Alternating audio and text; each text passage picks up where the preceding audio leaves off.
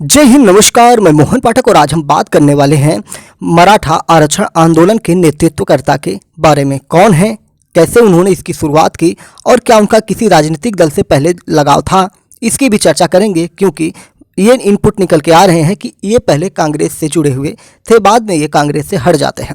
तो पहले बात करते हैं मराठा आरक्षण को लेकर मनोज जारंगे पाटिल के आंदोलन पर पुलिस का भी एक्शन पहले हो चुका है और इससे महाराष्ट्र की सियासत भी गर्मा चुकी है। बात करते हैं सितंबर की।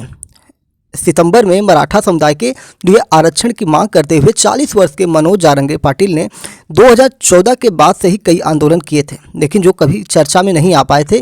ज़्यादातर इनके प्रदर्शन जो थे, इसकी गूंज जालना जिले से बाहर नहीं जा पाई थी। लेकिन सितंबर में उन्होंने भूख हड़ताल करने की शुरुआत की और इसके बाद महाराष्ट्र में हलचल मच गई। उनके आंदोलनों के चलते राज्य के कई हिस्सों में हिंसक झड़प भी हुई। और सितंबर की अगर हम बात करेंगे, जो इनका सितंबर में आंदोलन हुआ था, 1 सितंबर को पाटिल के समर्थकों में और जालना पुलिस में मारपीट हो गई, यानी कि बवाल हो गया। और इसके बाद मराठा समुदाय में काफ़ी नाराज़गी देखी गई थी। अब बात करते हैं आगे की कहानी की। पाटिल मूल रूप से महाराष्ट्र के बीड जिले के रहने वाले हैं। आजीविका के लिए एक होटल में काम करने के लिए वह जालना के अंबाद में रहने लगे थे। शुरू में वह कांग्रेस के कार्यकर्ता थे, लेकिन बाद में मराठा समुदाय के सशक्तिकरण के लिए पार्टी से अलग होकर शिवबा संगठन नामक खुद की एक अपनी संस्था बना लेते। मराठा समुदाय के आरक्षण के प्रबल समर्थक पाटिल अक्सर उन प्रतिनिधिमंडलों के हिस्सा रहे जिन्होंने आरक्षण की मांग के लिए राज्य के विभिन्न नेताओं से मुलाकात की और लगातार नेताओं से मिलते जुलते इन्होंने अपने आरक्षण को मजबूत किया, अपने संगठन को मजबूत किया, आरक्षण की मांग को मजबूत किया। और पिछले साल अगस्त में मराठा कार्यकर्ताओं ने महाराष्ट्र के मुख्यमंत्री एकनाथ शिंदे से मुलाकात की थी। आरक्षण की मांग उठाई गई थी। उस दौरान कार्यकर्ताओं की आवाज़ में पाटिल का एक वीडियो भी शामिल था। तब पाटिल की आवाज़ शिंदे तक नहीं पहुंच सकी थी और ठीक 1 साल बाद सीएम शिंदे को पिछले हफ्ते पाटिल को फ़ोन करने के लिए मजबूर होना पड़ा। उन्होंने भूख हड़ताल पर बैठे पाटिल से आंदोलन बंद करने का अनुरोध किया। पाटिल ने सीएम के अनुरोध पर ध्यान नहीं दिया और जालना में 7 अन्य कार्यकर्ताओं के साथ भूख हड़ताल पर बैठने का फैसला किया था। जालना में हिंसक झड़पें बढ़ने लगीं और उस दौरान जो भीड़ थी भड़क उठती है जब बड़ी संख्या में पुलिस की एक टुकड़ी धरनास्थल पर पहुंची और कहा कि पाटिल की हालत बिगड़ रही है और उन्हें सरकारी अस्पताल में भर्ती कराने की ज़रूरत है। वहीं पाटिल के समर्थकों ने जोर दिया कि प्राइवेट डॉक्टरों से उनकी जांच कराएंगे। और पुलिस जब पाटिल को जबरन हिरासत में लेने लगी तो बड़ी हिंसा और मराठा कार्यकर्ताओं ने पुलिस पर बड़ी संख्या में प्रदर्शनकारियों को पीटने का आरोप भी लगाया और प्रदर्शनकारियों ने पुलिस वालों को पीटने का आरोप लगाया और पुलिस वालों ने प्रदर्शनकारियों पर मारपीट का आरोप लगाया। इस प्रकार से मराठा और महाराष्ट्र सरकार में तल्खियां चल ही रही थी। फिर उसके बाद आगे का घटनाक्रम यूँ बढ़ता है कि मराठा कार्यकर्ताओं ने दावा किया कि 8 सितंबर को जालना में शासन आपल्यादारी, यानी कि शासन आपके द्वार पहल के तहत महाराष्ट्र के शीर्ष कैबिनेट मंत्रियों के प्रस्तावित दौरे को देखते हुए आंदोलन को कुचलने का फैसला किया गया, क्योंकि सरकार नहीं चाहती थी कि ऐसे समय में विरोध प्रदर्शन हो। यही कारण है कि प्रदर्शनकारियों पर हमला किया गया। पुलिस मराठा आरक्षण की मांग के लिए जाने वाले प्रदर्शन को खत्म करने में विफल रही और इस बीच पाटिल प्रदर्शनकारियों के एक प्रमुख नेता बन गए और एनसीपी प्रमुख शरद पवार समेत कई वरिष्ठ नेता उनसे मिल रहे हैं। पाटिल का कहना है कि जब तक मराठा आरक्षण की मांग पूरी नहीं होती वो अपना विरोध प्रदर्शन बंद नहीं करेंगे। इसी बीच महाराष्ट्र के सीएम एकनाथ शिंदे की बातें आई सामने। उन्होंने पाटिल को फ़ोन किया। मनोज जारंगे पाटिल को फ़ोन करते हैं। ये बात हम कर रहे हैं अब अक्टूबर 2023 की। अक्टूबर 2023 में फिर से मनोज अपनी आंदोलन को शुरुआत करते हैं। इस आंदोलन में इनकी तबीयत बिगड़ने लगती है और फिर से महाराष्ट्र की सियासत गर्मा जाती है। महाराष्ट्र के सीएम एकनाथ शिंदे इनको फ़ोन करते हैं। वो मनोज जारंगे पाटिल से कहना चाहते हैं कि सरकार उनके साथ है। उन्होंने कहा कि राज्य सरकार आंदोलन करने वालों पर लाठीचार्ज करने का आदेश कैसे दे सकती है। ये सितंबर की घटना थी। लोगों के बीच गलत जानकारी फैलाई जा रही है। जब अक्टूबर में ये फिर से अपना आंदोलन शुरू करते हैं तो इस बीच महाराष्ट्र के सीएम एकनाथ शिंदे इनसे फिर से बात करते हैं और इसमें ये कहा जाता है कि आप आंदोलन को शांत करिए, हम आपकी मांग को मानेंगे। और फिर उसके बाद एकनाथ शिंदे ने दिन की अगर हम बात करेंगे तो 1 नवंबर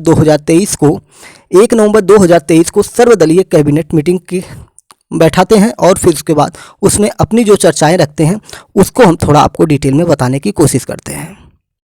1 नवंबर को मराठा आरक्षण को लेकर महाराष्ट्र के मुख्यमंत्री एकनाथ शिंदे ने बुधवार सुबह 10:30 बजे सर्वदलीय बैठक बुलाई थी। इसमें शरद पवार समेत 32 पार्टियों के नेता शामिल हुए।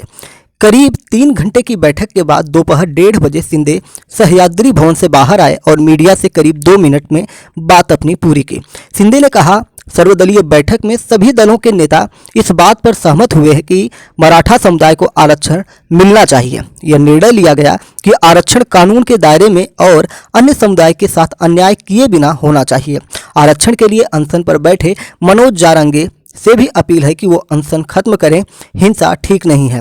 और इधर अगर हम जारंगे की बात करेंगे तो आरक्षण की मांग को लेकर मंगलवार को एक महिला समेत 9 और लोगों ने आत्महत्या कर ली है और ये आत्महत्या जो 19 से 31 अक्टूबर तक यानी 13 दिनों में 25 लोग सुसाइड कर चुके हैं। यह संख्या 1990 के मंडल आंदोलन के दौरान की गई आत्महत्याओं के आंकड़ों के बाद सबसे ज़्यादा है। इस साल सितंबर में शुरू हुआ आंदोलन 10 जिलों में हिंसक हो गया था।